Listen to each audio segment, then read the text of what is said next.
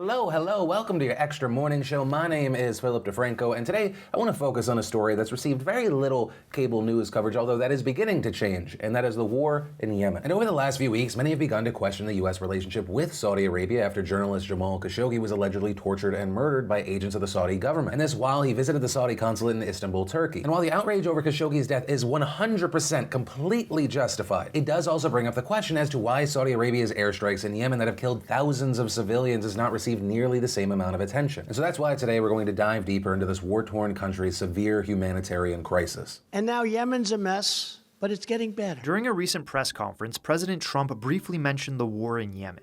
But the American public knows little about what's actually happening there. Since 2015, a civil war in Yemen has spiraled out of control and transformed into an international crisis. For more than 3 years, a rebel group called the Houthis that receives weapons from Iran and a central government backed by Saudi Arabia, the US, and other Arab countries have fought a bloody air, naval, and ground war. The Houthis have been accused of committing war crimes, such as placing landmines in civilian areas, engaging in arbitrary arrests, and torturing prisoners. This includes the placement of 500,000 landmines in various areas around Yemen, reports of detainees being hung from walls by their arms and having their fingernails extracted, and at least 117 documented cases of prisoners in Houthi captivity dying behind bars due to torture or neglect. But the Saudi coalition is responsible for the vast majority of the estimated 16,000 civilian casualties, conducting more than 18,000 airstrikes in Yemen, one strike every 99 minutes, targeting wedding parties, Doctors Without Borders facilities,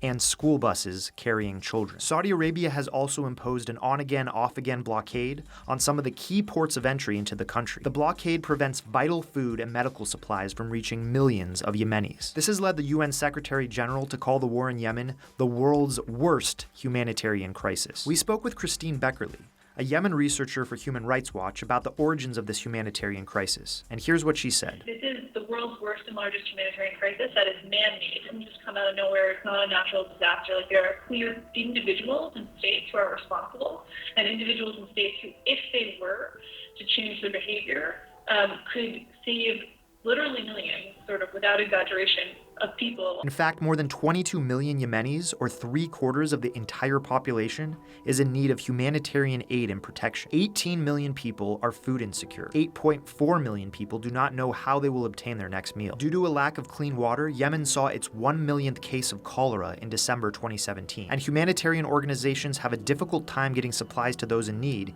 even when they are able to get provisions into the country. Dina El Mamoun, the head of policy and advocacy in Yemen for Oxfam International, explained just how difficult this process has been for the humanitarian organization. Last year, Oxfam had flown in supplies to deal with cholera. Basically, it took us 2 months in order to get that to the people who need it. The crisis has also had a particularly severe impact on children. Dr. Meritxell Relaño, the UNICEF resident representative for Yemen, spoke with us from on the ground in Sana'a. The conflict has made Yemen actually a living hell for almost 11 million children, because we have 1.5 million children acutely malnourished, including almost 400,000 severe acutely malnourished children that are fighting for their lives. Actually, those are those children that we see in the TV, that they are just skin and bones. But it's not just physical symptoms that children are experiencing.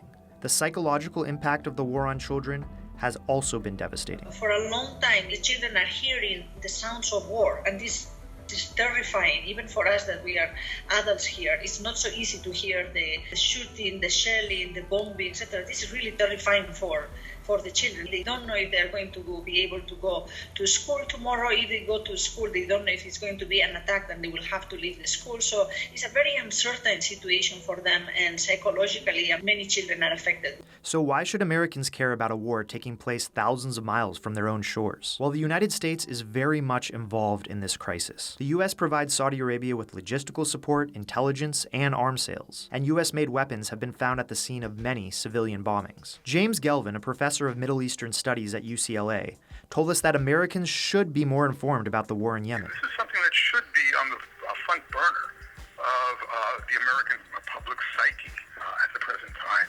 All we have to do is Google the pictures of the children in Yemen, children who are now susceptible to everything from direct combat deaths, from being bombed, to mass starvation.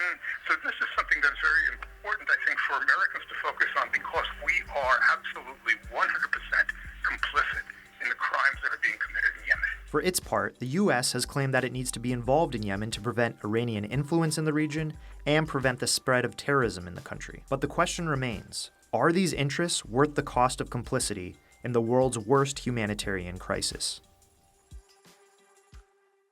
And regarding that question, some of the recent updates to this story is we may be getting an answer. Well, speaking at the U.S. Institute of Peace in Washington this week, U.S. Secretary of Defense Jim Mattis said, quote, 30 days from now, we want to see everybody around a peace table based on a ceasefire, based on a pullback from the border, and then based on ceasing dropping of bombs that will permit the UN Special Envoy Martin Griffiths to get them together in Sweden and end this war. And echoing that same sentiment in a statement, Secretary of State Mike Pompeo said, the time is now for the cessation of hostilities, including missile and UAV strikes from Houthi-controlled areas into the Kingdom of Saudi Arabia and the United Arab Emirates, and adding, subsequently, coalition airstrikes must cease in all populated areas in Yemen. And the international response has been positive. We had the president and CEO of the International Rescue Committee calling Pompeo's statement the most significant breakthrough in the war in Yemen for 4 years, and adding, it is vital that this call for a ceasefire is followed through and the call for support for the political process heeded. British Prime Minister Theresa May telling Parliament in response, we certainly back the US's call for de-escalation in Yemen. And we also saw a response from Martin Griffiths, the Special Envoy of the Secretary General for Yemen, saying that the UN welcomes all of this and stress that there can be no military solution to the conflict. And in fact, as of recording this video, Sweden has accepted the request from Griffith to host those talks, but also adding that nothing was definite. So that's where we are as of right now, and it'll be very interesting to see what comes from the next 30 days and the next 60 days. And of course, like I try to do with every video I put out on this channel, I'd love to hear from you. What are your thoughts regarding the potential de-escalation here? Do you have hope for it, or no, you think it's screwed no matter what? Also, do you feel like we're only dealing with this situation now because of the spotlight cast on the situation due to Khashoggi? Really, any and all thoughts on the situation. Let me know what you're thinking and feeling. But with all of that said, I just want to say thank you for watching. As you can kind of tell, this is a little bit of a preview of different kind of content we're working on. Some pieces where it's not just me, and actually there's even more. In addition to Cody, who's the writer and researcher that worked on this piece, whose voice you just heard, if you're really interested in this situation, you want something even more in-depth than what was provided in the video, an explanation of what is actually happening, you can click the link down below in the description. It'll take you to a Medium article. In the future, what we're wanting to do is we would feature that piece on our news website that we're currently building. But since we're still developing that, we're testing that, we thought we'd just use Medium for the time being so you can kind of get a feel. And so actually on that note, if you like this video, you want more of the news coverage, hit that like button. That's the way to let me know. Also, while you're at it, if you want more, be sure to hit that subscribe button, ring that bell for notifications. But with that said, like with every morning video, I just want to say I love you faces, thank you for your time, and I'll see you later today on The Philip DeFranco Show.